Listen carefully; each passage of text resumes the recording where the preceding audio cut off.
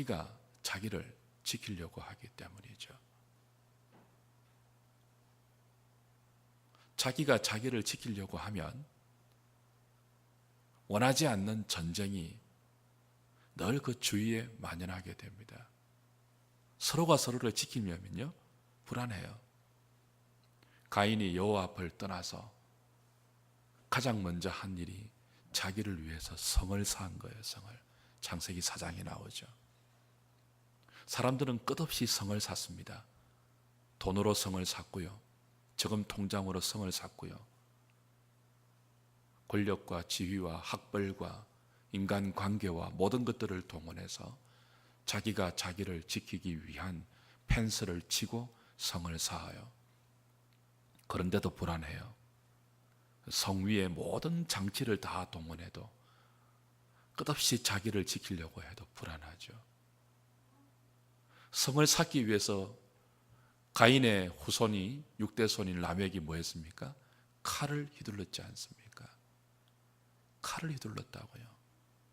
애들도 죽였고요, 어른도 죽였습니다. 자기 갈 길에 방해가 되면 칼 휘둘러서 다 죽이는 칼의 노래 부르면서 사람들은 성공하려고 합니다. 왜 그렇죠? 자기를 지키려고 그래요. 자기를. 근데 하나님의 사람들은 그렇지 않습니다.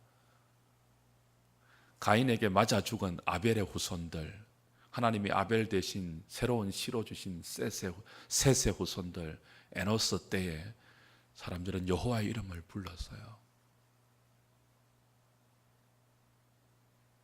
그게 계명 지킴과 규례 준행입니다. 여호와의 이름을 부르는 것. 하나님, 나는 내 자신을 내가 지킬 수 없는 존재임을 압니다.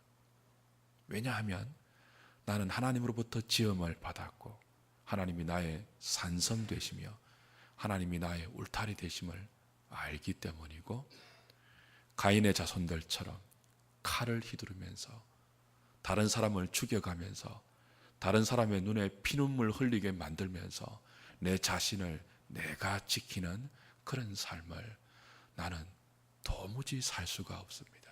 내 안에 하나님의 생명이 있고 내 안에 주의 말씀이 있기 때문에 나는 그렇게는 못 살겠습니다. 그렇게 살려고 해도 안 되는 존재가 누구일까요? 아벨의 후손들입니다. 하나님의 은혜 가운데 있는 사람들이고 여호와의 백성들이에요. 여러분, 그렇게 한번 살아보십시오. 독하게 한번 마음 먹고 자기를 위해서 다른 사람과 막 싸우면서 다른 사람 해치고 어떻게 하든지 자기 목적, 자기 소망 이루기 위해서 칼 휘두르면서 수단 방법 다 동원해서 한번 살아보십시오. 하나님의 생명이 있는 사람은 그렇게 안 사라진다고요. 가인에게는 벌이 7배이지만 라멕에게는 벌이 77배라고 두 와이프 앞에서 그렇게 자기의 독함을 자랑하면서 그 독함 가치관을 전수하면서 살아보려고 해도 안 사라지는 사람들이 은혜로 부름받은 주의 백성들입니다. 그리고 그게 무엇으로 드러난다고요? 하나님의 명령을 지키는 것으로 드러납니다. 하나님 명령이 뭐라고요? 하나님 사랑, 이웃 사랑이에요. 내 안식일 지키라. 내 성소를 거룩하게 지키라. 나는 너희의 하나님 여호와니라. 그러면 누가 지킨다고요? 내가 철따라 비를 내려줄게. 내가 너희가 사는 땅에 평화를 줄게. 내가 너희를 돌보아 줄게. 내가 너희의 대적을 몰아내 줄게. 내가 너희를 번성케 해줄게. 내가 너희의 장막이 되어 줄게. 내가 너희와 동행해 줄게입니다.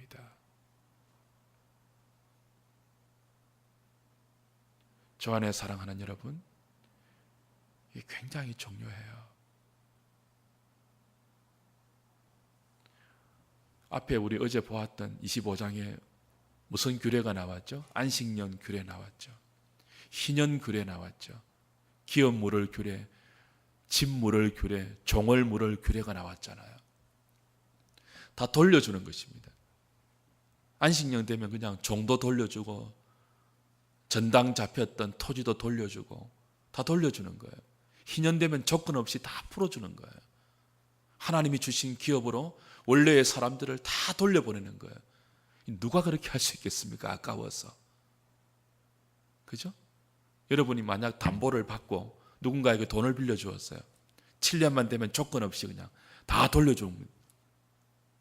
49년만 되면 다 돌려주는 거예요. 누가 그럴 수 있습니까? 손해보는데 다 돌려주면 나는 뭐가 되는 거예요?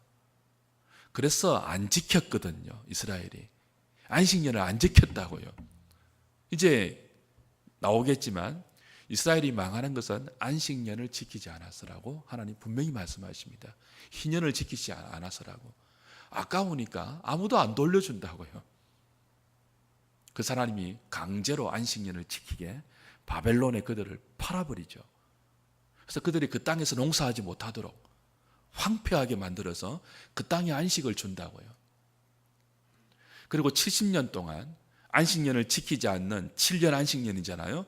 지키지 않는 곱하기 완전수 10을 해서 완전한 안식년을 지킬 수 있는 강제적으로 그들이 잡혀가서 70년이 지난 후에야 돌아오게 한다고요. 그 법대로 그 정신대로 살 수 있도록. 굉장히 중요한 것입니다. 우리가 기도하고 예배드리고 사람들을 초청해서 함께 하나님 말씀을 듣게 하고 예수 믿는 것 좋으니까 같이 신앙생활 하지 않을래요? 왜 그러죠? 도대체 뭘 제시하면서 예수 믿는 것이 좋다고 여러분 하실래요? 뭘 보이실래요? 예수 믿으니까 자식들이 잘 되는 건요? 절에서 불공 드리는 것보다 여러분이 더 잘 풀리는 것 그거 제시하실래요? 아니요. 그거 지금까지 많이 했잖아요. 수험 대학 27만 되면 교회에서도 다 모여가지고 수험생을 위한 기도하고요. 성당에서도 그러고요. 절에도 그러고요. 점집에도 그런다고요. 어디 가는 것이 더 효험이 좋은가? 그 경쟁해왔다고요. 지금까지. 아니요. 우리가 보이는 것 그거 아니에요. 우리의 중심이 바뀐 사람으로